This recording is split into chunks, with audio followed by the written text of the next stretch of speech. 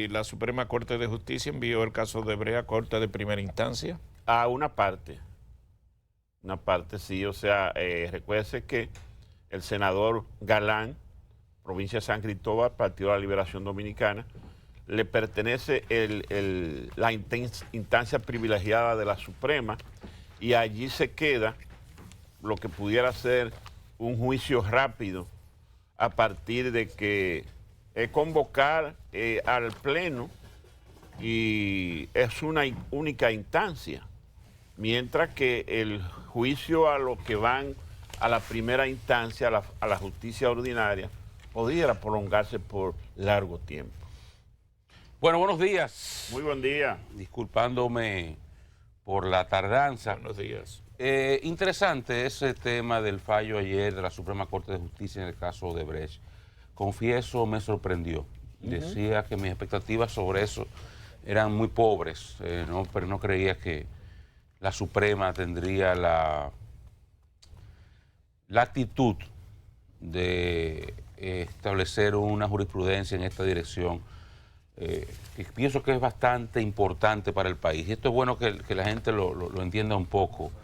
Incluso que seamos capaces de separarlo del caso de Brecht, que lamento mucho que haya jueces, y leí ayer el voto disidente del magistrado Carbuce, que me merece todos los respetos del mundo, pero que fundamentaba su voto disidente en un caso específico, que es el caso de Brecht, y cómo señalaba la importancia del caso, que nadie discute la importancia del caso, pero es que la Suprema Corte de Justicia ha tomado una decisión trascendental de cara al respeto y al fortalecimiento de los derechos de los imputados en casos donde pudiera haber involucradas personas que están llamadas a obtener jurisdicción privilegiada o a ser conocidos sus casos en una jurisdicción privilegiada que, reitero, no es privilegiada nada, muy por el contrario, es perjudicial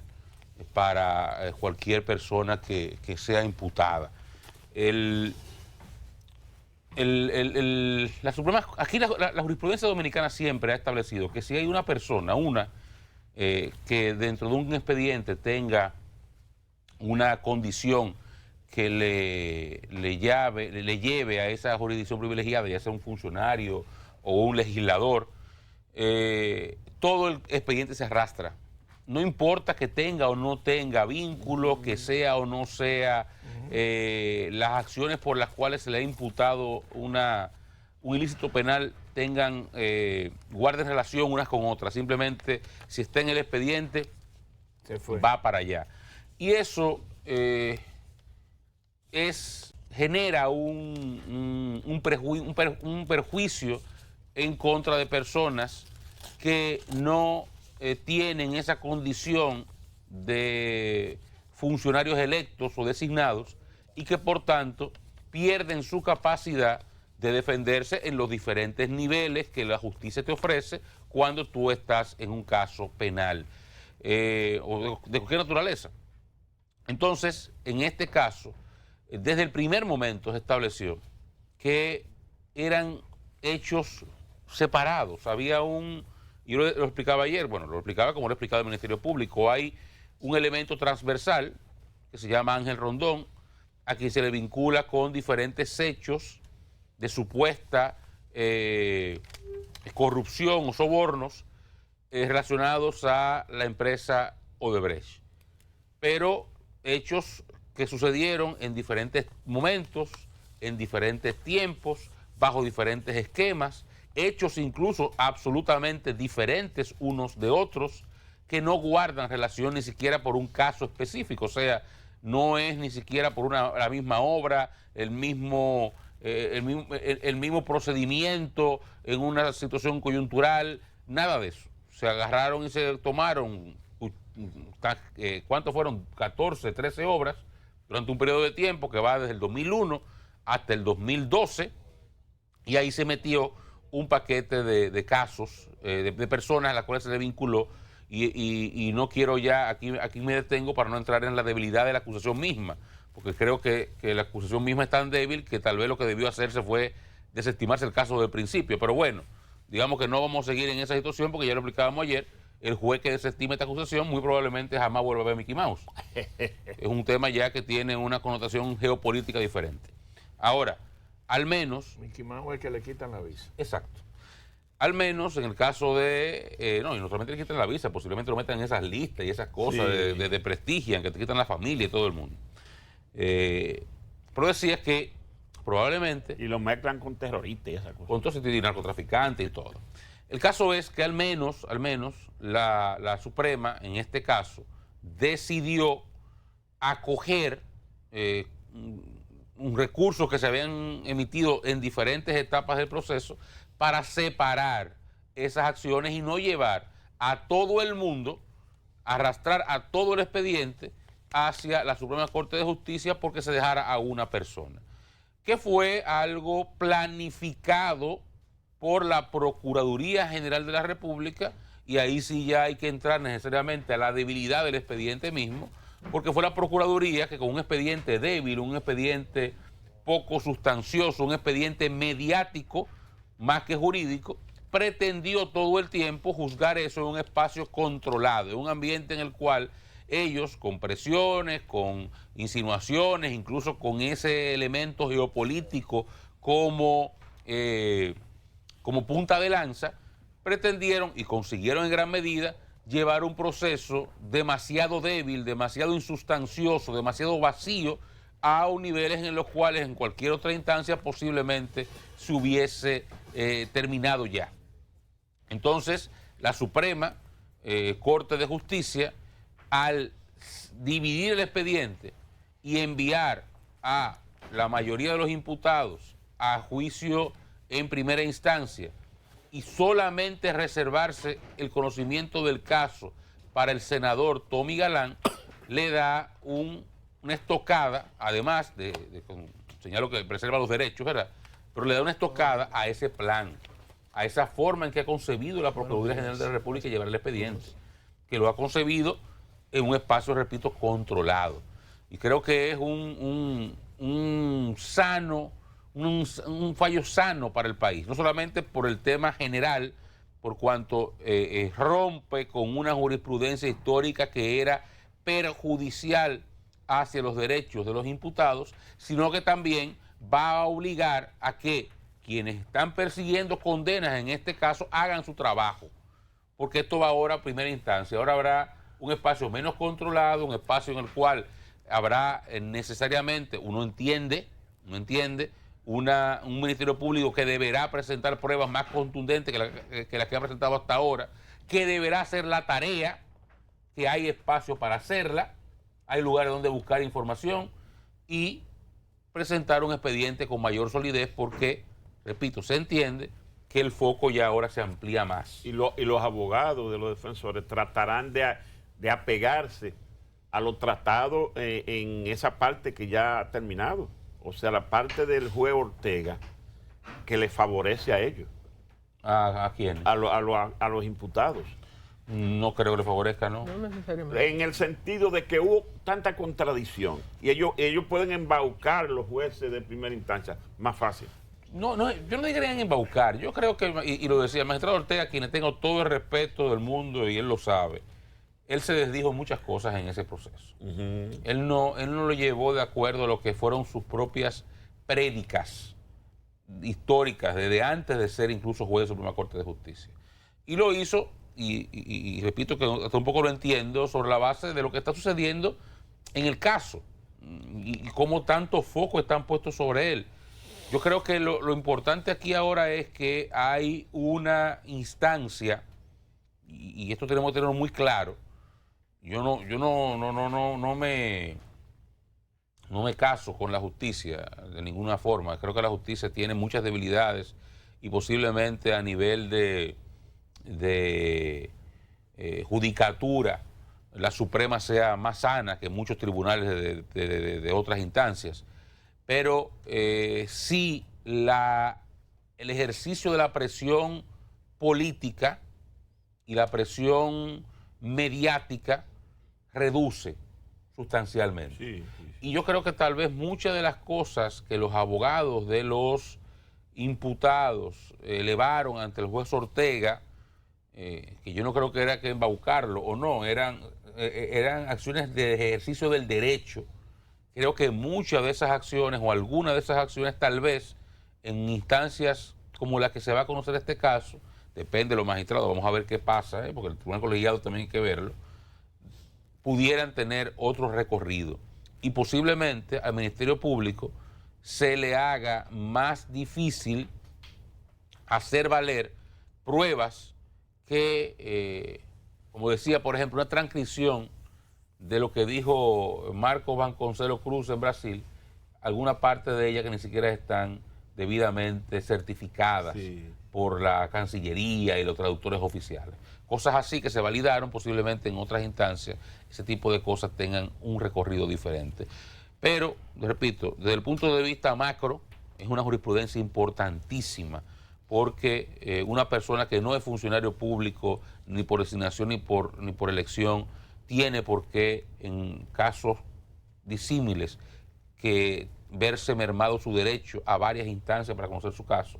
Y eso, la jurisprudencia varía con esta decisión de la Suprema, como con este caso particular de Odebrecht, que se le sale del control que hasta ahora ha pretendido tener la Procuraduría y obligará tal vez a que ellos hagan el trabajo y presenten otras pruebas y se consigan condenas, pero con pruebas, no con un expediente que lo que ha buscado es mediáticamente imponerse y colocar el espectáculo por encima de las pruebas.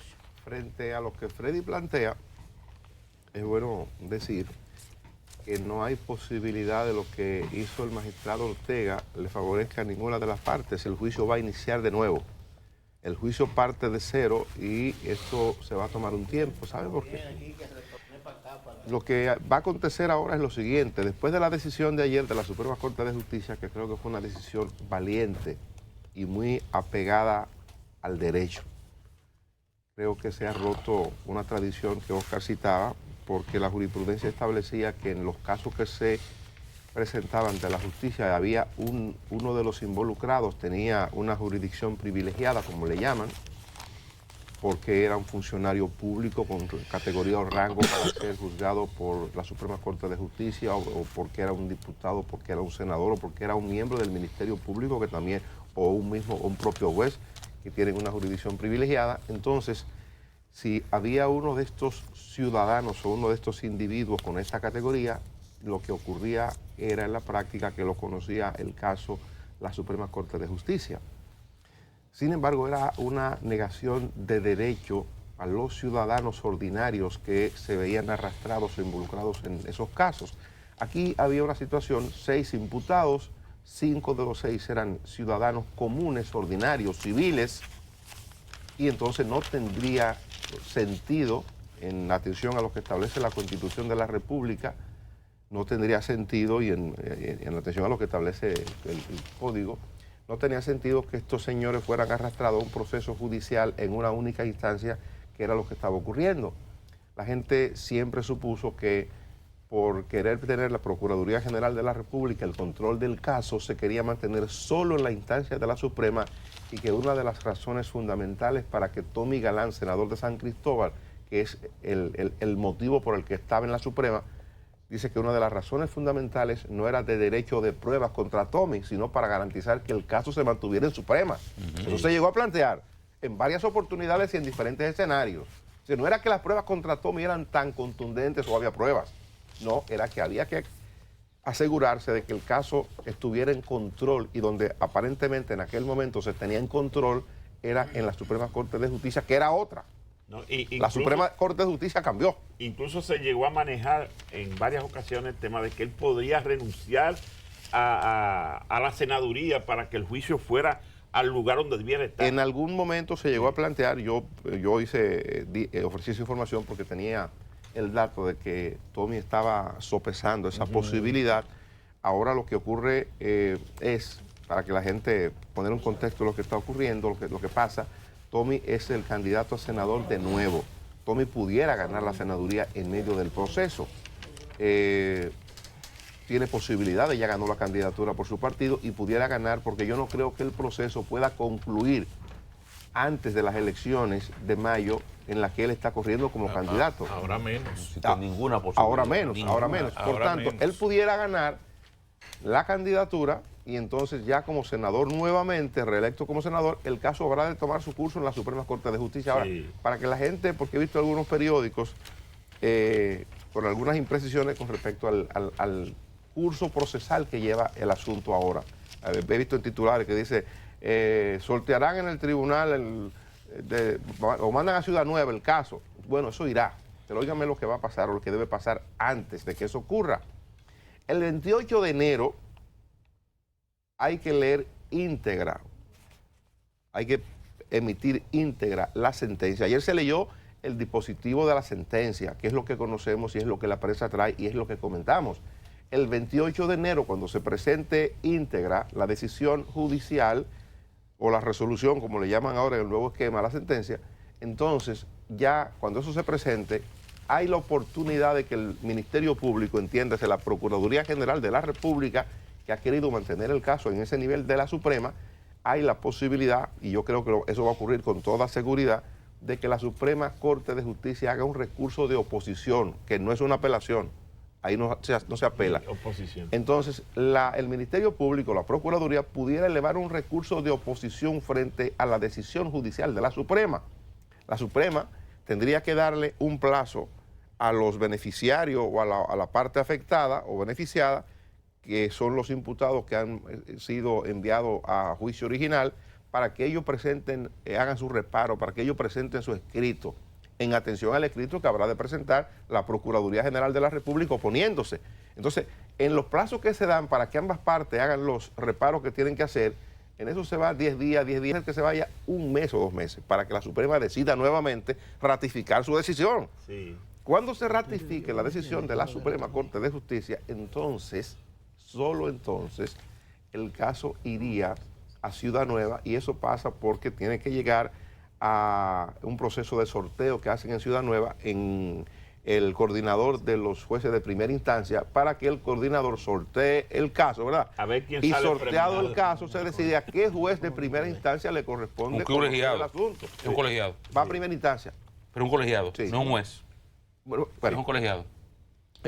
pero va a un tribunal colegiado que lo decide el coordinador de primera instancia en el Palacio de Justicia de Ciudad Nueva. ¿A dónde va? Hay que sortearlo. Magistrado Teófilo Andújar. Exactamente. Es el inefable Teófilo Andújar. es el Ya usted- responsable de decidir dónde va. Ya usted sabe. Mire, Entonces, Que Dios lo ampare. no, que Dios lo pare. Y mire que yo no soy muy creyente, pero es que hay veces que hay que persignarse Que Dios lo pare. No, y arrodillarse. y arrodillarse. Eso va a llegar donde Teófilo, que Dios lo ¿El pare. presidente? Mire, y ojalá que la maldad no triunfe. Pero bueno, óigame lo que pasa cuando eso llegue a donde va a llegar. ¿Qué cosa va a ocurrir? Yo creo que, en honor a la verdad, la justicia ha triunfado con esto porque le va a dar la oportunidad. Yo renuncié a aquel pedido que yo siempre hacía, de que yo quería que por lo menos a los consorciados, los que participaron en la construcción de obras con Odebrecht, lo llamaran para preguntarle si hubo tanto dinero de soborno, es probable que haya sobrevaluación de obras. ¿Y usted desistió de eso? Ya yo desistí, eso no fue posible nunca, pero algún día vamos a Pero investigar si se todo va a eso. comenzar de cero, puede ser posible. No, porque esa parte no están incluidas ahí. Esa parte el Ministerio Público cerró esa parte y quien hace la acusación es el Ministerio Público. Los imputados se van a defender de la acusación que le hace el Ministerio Público. Y ya los testigos que ellos habían citado están ahí. Los testigos que en el proceso que había que agotar están ya mencionados. Ahora bien, ¿de qué da la oportunidad? Y creo que es la utilidad de lo que ha ocurrido. Yo felicitar a la Suprema Corte de Justicia por una decisión, entiendo que apegada al derecho, una decisión inteligente y valiente. Pero el proceso le da la oportunidad a que puedan robustecerse o pueda robustecerse la investigación sobre lo que se plantea para ver si aparece algún elemento que pudiera ser comprometedor para los imputados. A lo mejor ahora se le hace caso o se solicita de nuevo, porque en esta instancia habría que pedirlo de nuevo, que el juez autorice al Ministerio Público a ir a Brasil a interrogar a los funcionarios de Odebrecht que conocen los famosos codenames, los que conocen a los nombres códigos que habrían recibido dinero en República Dominicana y que eso estaba encriptado en un sistema muy privado que manejó Odebrecht y que supuestamente solo 3 o 4 personas de Odebrecht, incluyendo uno en República Dominicana, conocían quién era el señor Barriga, por ejemplo, que es uno de los códigos nombres que aparece. El tractor. ¿Quién es el tractor? ¿Quién es el señor Chacabana? ¿Quién es el árabe? O sea, No, el árabe se sabe yo. Aparte, ¿sabe? Gandhi. Eso se reveló. El comisado, el árabe, y el otro, se revelaron que era el caso, sí, el caso de Andy, el caso de Guzmán Ibarra. Ah, sí. Sí, se revelaron. Sí, se revelaron. ¿Y se sabe quién es el señor Chacabana? No, hay otros que no. Yo le mencioné. ¿Y quién es Casa 1 y Casa 2? Lo interrumpí solamente con el árabe. En el caso de Casa 1 y Casa 2, se especula con mucha razón que sería Senado y Cámara de Diputados, por cuanto en el Brasil se conoce como casas legislativas, no como cámaras, sino como casas. Entonces, se ha especulado que sería Casa 1 y Casa 2. Se especula, yo Entonces, pienso... Casa 1 sería Senado. Y Casa 2... Aparentemente. Ustedes vivieron en y la Cámara Brasil, de que Diputados. saben tanto. Ahí hay... Omar, que conoce de ese idioma, podría Sí. dar una pista. Omar pudiera dar una ayudadita. Mire, hay uno que se llama la Madame, la Queen, la reina. O sea, que son mujeres. Sí, esas son mujeres. Pero yo lo que digo es, a partir de lo que está ocurriendo, y quiera Dios Pero que no sea... la reina del sur. No, esa es otra. Esa reina parece que es de la capital. A partir de lo que está ocurriendo, yo espero que en primera instancia se pueda profundizar en el caso. ¿Saben por qué? La prensa de hoy vuelve al tema de que ese es el caso de corrupción más icónico, es verdad.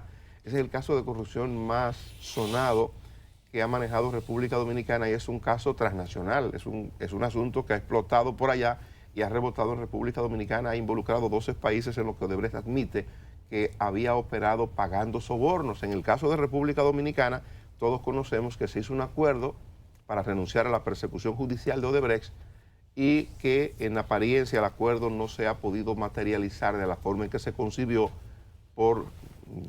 ya Odebrecht se ha declarado en quiebra, no se han hecho los pagos que debieron hacerse en el tiempo que se acordó que se iban a producir, eso no se ha dado, pero el tema aquí son 92 millones de dólares que Ángel Rondón, que es el representante comercial de Odebrecht en República Dominicana, admitió que ese dinero se le pagó a él y que ese dinero era el producto de la comisión que él cobraba, era producto de comisión y pago de representación por el trabajo suyo como representante comercial de Odebrecht en República Dominicana. El Ministerio Público ha sostenido que ese dinero no era el pago a su trabajo, sino que ese dinero fue pago de sobornos y es lo que ha generado el fundamento para la acusación que se le ha hecho a este grupo de ciudadanos. Siempre uno se va a preguntar, ¿usted cree que era explicable que en la investigación de este caso no se tomara el tiempo adecuado y se metiera un grupo de gente allí? En principio fue un grupo de 13 personas, 14 personas. Se metió finalmente a Yu sin agotar los procedimientos legales y sin hacer las debidas investigaciones me refiero a Jesús Vázquez Martínez. Se incluyó originalmente a Alfredo Pacheco Soria, que después archivaron su expediente. Se incluyó a Juan Temito Clemontaza, a Radamés Segura, que después hubo que archivar el expediente. Yo creo que son de las molestias, son de las cosas que revelan impericias en un cuerpo de investigación como es el Ministerio Público, en el que no debe darse ese lujo. Esa gente fueron estropeados en su imagen, esa gente pasaron algunos de ellos días en la cárcel, o en Ciudad Nueva primero, en Najayo después. ¿Y usted cree que no era preciso que se agotara el tiempo para hacer una investigación más tranquila, más sensata y que solamente pudiera ser privado de libertad o incluido en el expediente las personas que realmente tenían que ver con esto? Eso ocurrió y aparentemente a nadie le importó el percance que se le generó a esas familias, a esas personas. Son de las cosas que yo digo que hay que cuidar siempre. Pues mire,